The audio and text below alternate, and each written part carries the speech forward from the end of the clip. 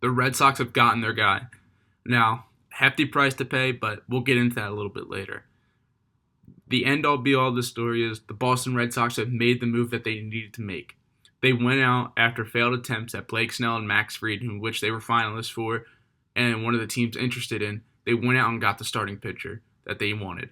And that's what I think is really important. I think that they truly wanted Garrett Crochet at the end of the day. And I think that Max Fried and Blake Snell and Corbin Burns were all just kind of a plan B, C, D, honestly. I think that they always wanted Crochet, but they wanted to test the waters out a little bit. And I think, obviously they don't have to pay that much for him, but financially, but they paid a lot when it comes to prospects. Kyle Teal is one of the top 25 prospects in the sport, according to Pipeline. Braden Montgomery, he's one of the guys that they just drafted in their first round. And Chase Meadroth and Winkelman Gonzalez are two really good players. So this was a hefty price to pay. The White Sox wanted a tough bargain. They were running teams for a lot of their big guys in the farm system. I know as a Phillies fan, I saw reports that they wanted Aiden Miller and Painter, and the Phillies just backed out at that point, which I don't blame them. That's a really heavy price to pay. But enough on the prospects for the time being. Let's get into Garrett Crochet. Garrett Crochet is coming off an elite year, right? Was an all-star, 3.58 ERA. The strikeouts over 200. But before we get into the underlying metrics, I want to voice my concern a little bit with Garrett Crochet, right? We see that he's very heavy with the fastball. It's one of the best fastballs in the league, but he's very average elsewhere. And I think this is going to help him a little bit going to the Red Sox because with Andrew Bailey over there, it seems like the Red Sox have done a good job developing pitching. Brian Bayo took a leap under the Bailey pitching and coaching, under the Bailey pitch coaching regimen. Cutter Crawford looked good. Pivetta had a good year. They had a good first half, especially. They dwindled off a little bit in the second half, and Craig Breslow kind of talked about that in an interview he did with MLB Network at the winter meetings. But I think this is going to work into Crochet's benefit. The four-seamer's elite, right? The four-seamer's what he attacks guys on. The cutter's also pretty good, but the breaking stuff is not great. It's average in terms of its movement, and it doesn't really do much. In terms of an out pitch, he's a fastball guy. You're getting a hard fastball. That's what you're getting with Crochet, and guys know this. As we see, his expected numbers are actually a lot better than his actual numbers. They expected to be a 2.85 guy. And some of the things he does really well is he strikes dudes out. As we mentioned earlier, the 209 strikeouts. He doesn't walk people. He strikes people out. That's what he does. That is his game. And the concern with Crochet is, as we see, when guys do hit, they don't really miss him very much. Guys do have a tendency to barrel him up. But that's what you're going to get when you have a fastball-reliant pitcher, right? A guy who throws hard. Guys are going to hit the ball hard if they get a hold of it. So other than that, I mean, great year, but I'm concerned for the Red Sox because if we come over here and take a look at their rotation, like I said, the rotation wasn't bad last year, right? I mean, you'll take this from Tanner Houck. Brian Bayo, he took some steps, then took a few steps back. It was a weird year for him. Cutter Crawford took some steps in the beginning of the year and once again fell back. But I think that this rotation is actually pretty good. Now, I do think they need another guy.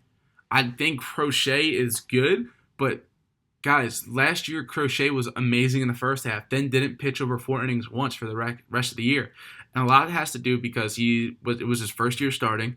He's thrown the most innings he's ever thrown in his career by a lot. And they wanted to manage him a little bit. And, could he have gone 6, more than 4, maybe that 5, 6, 7 range in the second half? Probably, but they wanted to be careful because I think they knew that they were trading him, and it's a lot harder to trade a dude who's injured, right? So I think they knew what they were doing. But this strikeout to innings rate, the strikeouts per 9, the 209 strikeouts to 146 innings is unbelievable. So the potential is there, but there is concerns about workload, about injury history. And my biggest concern for them, I don't think he can be the ace of a team who's contending for a title. I think he's good. I do think he's really, really good. But I just don't think he's an ace that's going to win you a title, right? Let's look around the league. Let's look in the division. Garrett Cole. Corbin Burns isn't there anymore, but that was who was in their division last year. Max Fried, I think, is better than Crochet. But obviously, Yankees had to pay a premium for Max Fried. Blue Jays have Gossman, which after last year, maybe there's a debate, but Kevin Gossman, when he's on, is one of the better guys in the league, multiple Cy Young finalist. So the Red Sox still need a little bit more. And I don't think they might not need an ace. They might need a guy like Jack Flaherty is someone I like for them. Maybe he'd be their 2-3, but that's a high end 2 who at times pitched like a 1 last year. So maybe like a 3-year deal for Flaherty, and then this rotation looks a lot better with Crochet, Flaherty, Houck, Bayo, and Crawford. That's a rotation that I like. This is an exciting team. Simple as that. They keep making moves, and rumors are that they might go out and get Bregman and trade Casas for another starting pitcher. So I think the Red Sox also have the same feeling that they want to go get another guy due to the rumors that they might trade Casas to the Mariners in exchange for another pitcher. So I think it's something that they really do want to address still, but this is a big step forward with Garrett Crochet. I'm very, very excited for the Red Sox fans, as the sport's just better when the Red Sox are competing. So hopefully they go make bigger moves. But as of right now, great. Let's just sit in the moment for right now and then reflect on it a little bit later. Garrett Crochet is a Red Sox, and this is a big move. Red Sox fans can get forward to looking at this for the next couple of years. Now, they do have to extend Crochet at some point. I believe he has 2 years left on his deal, but this is a guy that's going to strike people out and throw gas from the left side. The innings and the arm management is definitely going to be an issue for the first year, but we shall see what Andrew Bailey and the Red Sox decide to do. But nonetheless, Garrett Crochet is a Red Sox. It was no secret what the White Sox had to do. They had to acquire some prospects, and one of the top prospects in the sport, as you see right here, is Kyle Teel. Number 4 overall for the Red Sox, number 25 overall according to MLB Pipeline. And they wanted high-value position players, and that's exactly what the Red Sox gave them, and that's exactly what the Red Sox needed to do. With the farm system as deep as the Red Sox, they were able to go in and dip in to guys like Kyle Teel, who was in their big 3 or big 4, depending on how you want to look at it. Some people have it as Roman Anthony, Campbell, Teel, and Marcelo Meyer, but they went into the bag, and this is what they got. Another one of their first overall pick from last year, Brandon Montgomery, another guy highly touted that many people were high on, but he fell a little bit later in the draft due to an injury he sustained in college. And another position guy that people do have high hopes for, and this is exactly what the White Sox wanted, like I just said. They wanted position players who were good, and now their farm system is built up as one of the best. They have 6, I believe, top 59 prospects in the sport. That's ginormous. Going forward for a team like the White Sox, they needed to take one of their luxuries in Garrett Crochet and turn it into a return like this. Getting 4 top prospects like this is ginormous, on top of what they already have brewing in their farm system with guys like Noah Schultz, Colson Montgomery, getting ready to come up soon. This team is a team that's going to look good in a few years.